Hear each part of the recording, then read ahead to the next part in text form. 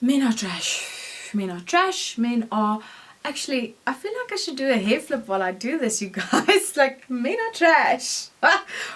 Whew. So, here's my criticism of this movement and why I will absolutely not support it or be part of it. A man does not help a woman by promoting her to some illusionary state of strength, some illusionary state of fierceness. Oh, there's that word again. You guys, I'm so tired of that word. Go away word.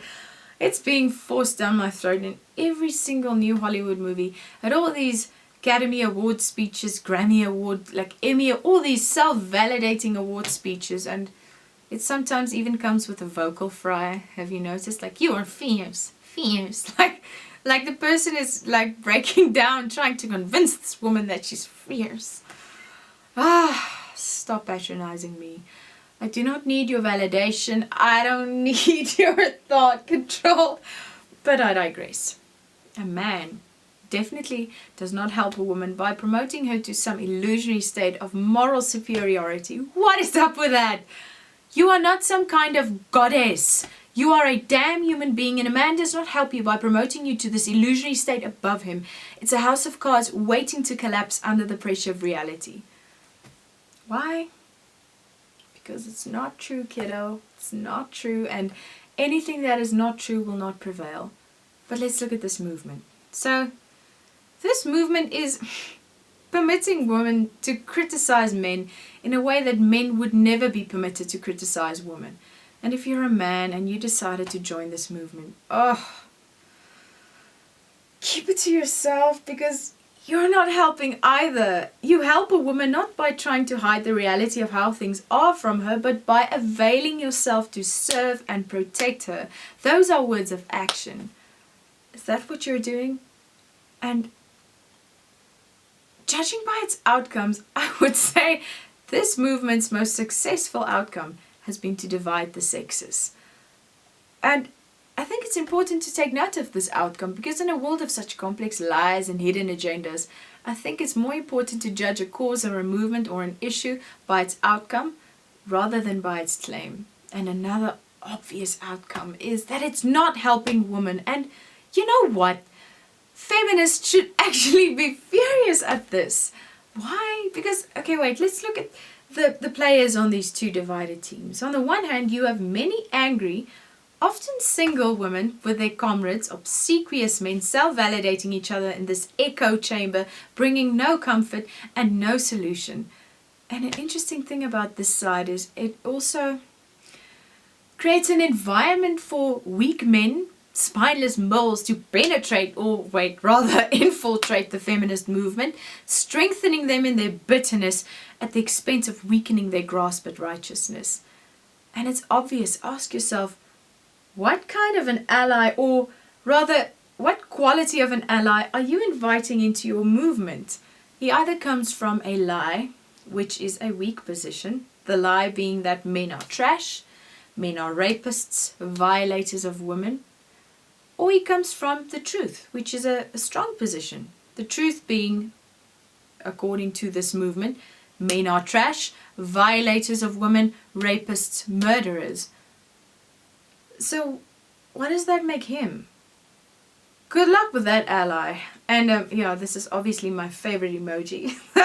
So on the other side, we have a group of good, virtuous men who have been scorned by false accusations and misunderstood generalizations, along with their supportive partners who are now resolved to resist this wanton assault on them. And it's such a shame. You know, this group is actually a strong, great potential ally to this other group, but they are not available anymore. Why? Because they have been alienated by being bundled into this generalization that men are trash.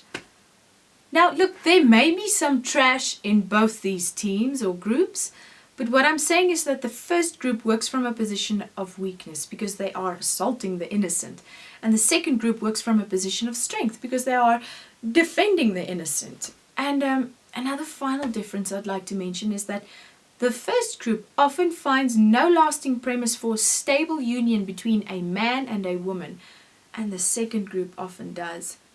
And if you just take a glance at the demographics of these two groups, whether online or on the streets, or if you're like me, I would read a comment and then I would go and Facebook stalk this person, or like go and profile this person.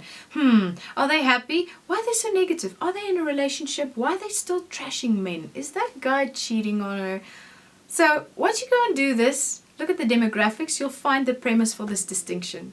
And now you're probably saying, well, now you're generalizing. So, and you're right, I am. But generalizations are about general tendencies. And as I'm doing now, I think it's okay if you admit to it and then qualify it. And no, the generalization that men are trash is not a generalization, because it is not generally true. It's, to put it simply, a damn lie. So what is the solution? I would think start with the word men. If you're going to use the word men in your movement, in your slogan, men are trash, just remember that you are referring to a group consisting of many individuals, of who each are a man, one individual. Notice the rule of judging people individually is a strongly promoted current social virtue when it comes to women, black folks, children, people with disabilities, immigrants. But when it comes to men, those rules fly out the door, and actually I find it to be a disgrace. I think it's a damn shame, and I think it indicates to me that your support for the individual judgment of these groups I just mentioned is a sham. In this whole outrage, one group remains untouched. And this group of untouchables are the actual rapists, the murderers, the violators of women. We should focus on them and unite against them, and stop alienating people by recklessly bundling them in with those people, the rapists, the murderers, the violators of women. Ask yourself, how did it come that such a logical moral procedure is not being followed? Ask yourself, how is it that multitudes of good men and women are being alienated from something which is essentially a good cause?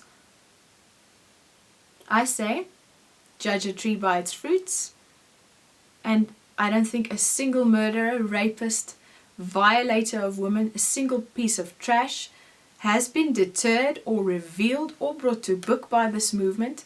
So this tree claims the protection and the halting of violence against women, but bears none of its fruits. So the fruits I do see are division, ostracism of good men and women, and resentment by these vilified innocents at something which is supposed to be a good cause. Now tell me, what shall we call this tree?